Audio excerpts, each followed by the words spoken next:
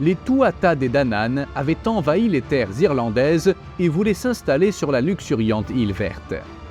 Mais pour gagner le droit de rester sur cette terre, ils devaient combattre les Firbolgs, un peuple fier et un adversaire digne des enfants de la déesse Danu.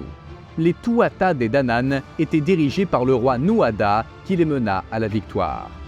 Mais le roi Nuada paya un prix élevé et perdit son bras droit lors d'une bataille.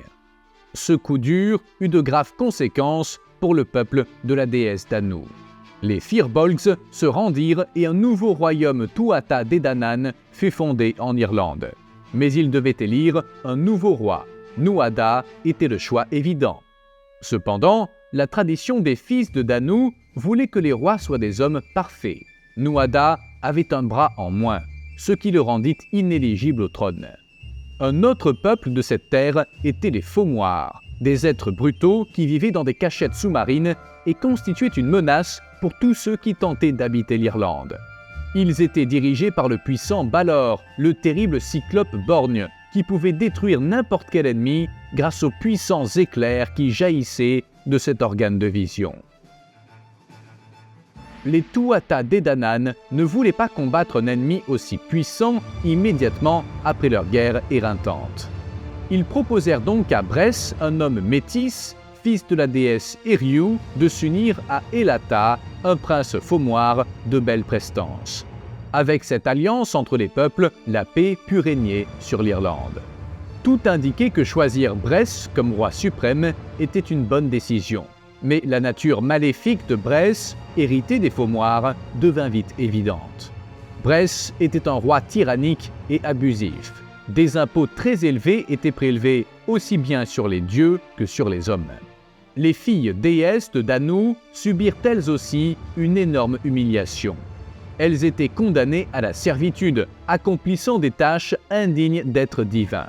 Le puissant Dagda fut contraint de travailler la terre avec une houe.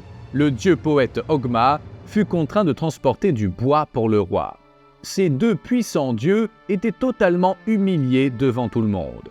Mais ils ne pouvaient pas réagir. Bress était le roi légitime, choisi par les dieux, et il devait se soumettre à sa volonté. Mais Ogma savait que Bress avait un point faible. Il détestait la poésie. Beaucoup de gens ne l'aimaient pas et trouvaient les vers des bardes celtiques ennuyeux. Mais il ne devait pas montrer cette contrariété aux poètes, car cela pouvait susciter leur colère, les amenant à proférer d'horribles malédictions à travers leurs vers. Le dieu poète Ogma envoya son fils Cairbre, qui était aussi un grand poète, pour chanter des vers à Bress.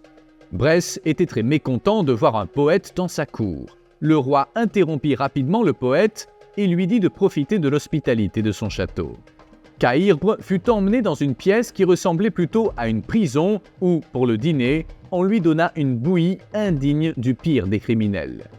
Le lendemain, Bress ne put s'empêcher d'entendre les poèmes de l'invité, composés spécialement pour lui. Bress ne supporta pas les chants incessants et se déchaîna, disant que la harpe désaccordée lui faisait mal aux oreilles et que le son de la voix du barde ressemblait plutôt au hennissement d'un âne. Bress tomba dans le piège d'Ogma. Il savait que son fils n'accepterait pas une telle humiliation sans réagir. Cairbre gratta une mélodie effrayante et chanta des vers qui soulignaient les défauts du roi tyran. Et ce n'est pas tout. Ces mots durs cachaient une malédiction. Bress expulsa le barde de la cour, mais Cairbre avait rempli sa mission.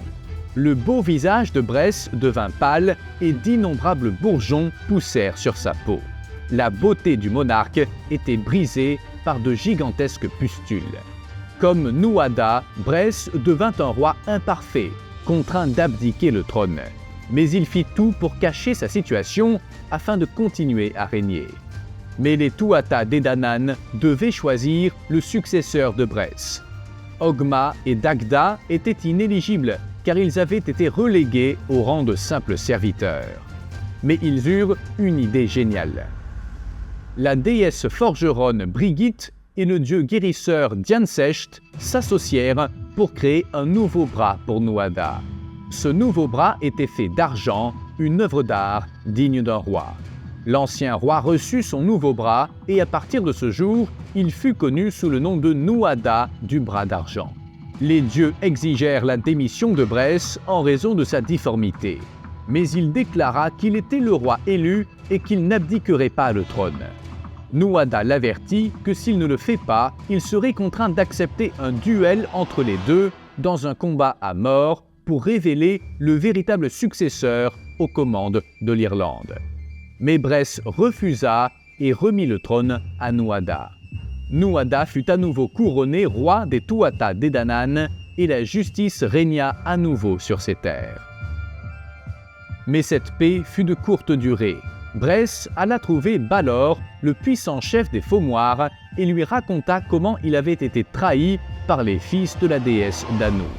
Comme l'accord de paix entre les Tuatha Dé Danann et les Fommoirs n'était plus valable, une nouvelle guerre était sur le point de commencer.